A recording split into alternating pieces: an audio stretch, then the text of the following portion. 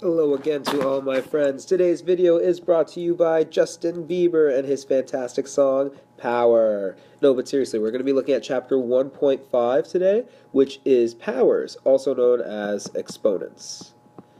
Now, I'm not a fan of Justin Bieber, but I do actually like that song. The song is called Power. It's not bad at all. I think he's with somebody else. I forget who the other artist is that's featuring in it. But anyways, the artist being featured right now is Mr. Benjamin. Ha ha ha ha ha ha. Smiling away. Always happy. Before we begin today's lesson, we're going to review GCF is greatest common factor.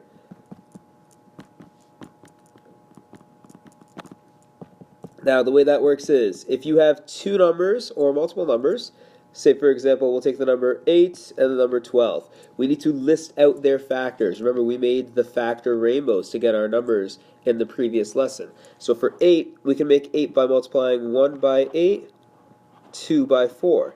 If we want to make 12, we can do 1 by 12, 2 by 6, and 3 by 4. Now when we look at them, we say, okay, which factor is the greatest that's also common for both numbers? If we look, the number 4 is there, and the number 4 is there. So the GCF, or greatest common factor, for 8 and 12 is 4. Lowest common multiple is our next example. That's LCM.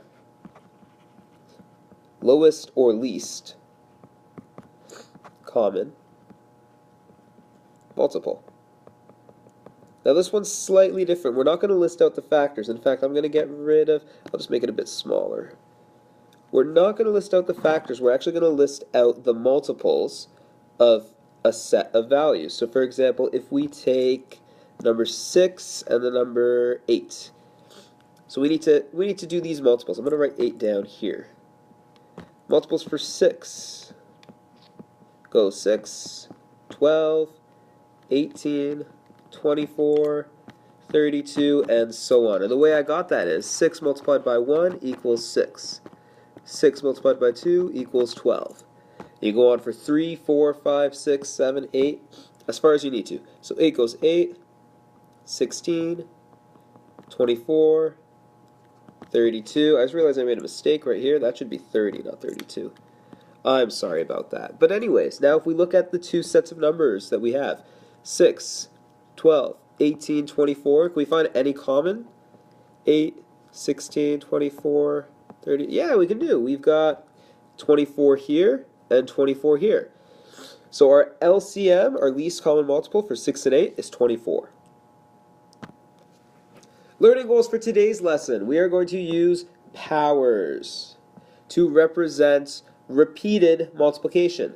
And the word repeated means the same number over and over again. So if we had 2 multiplied by 2, multiplied by 2, multiplied by 2, multiplied by 2, multiplied by 2, aren't you glad I didn't say banana? It's one of those, huh? Now instead of doing that, how many do we have? 1, 2, 3, 4, 5, 6. Instead of putting that into our calculator, thinking about that over and over and over again, we can do something different. We can go 2 to the power of 6 and get our answer, which I believe, I can pull my calculator out to do that. I don't want to give the wrong answer, which I do quite often. 2, 3, 4, 5, 6. 352? I could be wrong on that. In fact, I am way off on that. It's not 352, it's actually only 64. So 2 to the power of 6 is 64. Now what is a power itself? Again, we say hello to Justin. Hi, Justin. He looks a little confused too. He's like, what's going on? I don't know. I got the power, but I don't know what's going on. A power is a numerical expression, so basically a number with another number, that shows repeated multiplication. Just as we said before, these values are being repeated 2 times 2 times 2 times 2, or 2 multiplied by 2 by 2 by 2.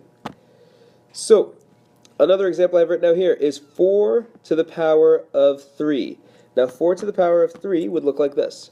4 multiplied by 4 multiplied by 4. There is 3, 1, 2, 3, 3 number 4s. It is not, please keep in mind, it is not 4 multiplied by 3. That's not what 4 to the power of 3 means. So we're going to do an example. In this example, we are given the base and the exponents. So if we have 6 to the power of 3, if we write that out, we're going to have 6 multiplied by 6 multiplied by 6. And that should equal, I actually don't like that. I'm going to change that to 7. I'm sorry, I should have seen that ahead of time. 7 to the power of 3. 7 by 7 by 7. So that first value is 49, but I'm actually not too sure what 7 times 49 is. It's 343. So that value gives us that answer there. Going to do another example where we are given the base. We still have the base, and we have an answer, but we don't have the exponent. Now there's a few ways of going about this. You can take the square root, which we don't know. The square root, we're going to learn that tomorrow. Looks a little like that. Well, that's a division sign, but it's very, very similar. But we're not doing that today. So if we have these values here, we know that 2 multiplied by itself a few times gives us this answer of 32. But how many times do we have to multiply it? So 2 multiplied by 2 equals 4. 2 multiplied by 2 multiplied by 2 gives us 8. 2 multiplied by 2 multiplied by 2, oh, this is getting boring, equals 16. And if you do that one more time, 2 by 2 by 2 by 2 by 2, that equals 32. So we know that there is 1, 2, 3, 4, 5 2's. If we multiply 2 by 2 5 times, we will end up with 32. So we can say 2 to the power of 5 is equal to 32. We're going to give you a try this video. Now for this one we have a little riddle. It's actually one of my favorite riddles ever. The riddle goes like this. On my way to St. Ives, I saw a man with 7 wives. Each wife had 7 sacks. Each sack had 7 cats. Each cat had 7 kittens. Kittens, cats, sacks, wives. How many were going to St. Ives? So I'm going to erase all that again. Now we're going to look at this. We have 7 wives. We have 7 sacks. We have 7 cats. And we have 7 kittens. So, are we going to multiply 7 by 4?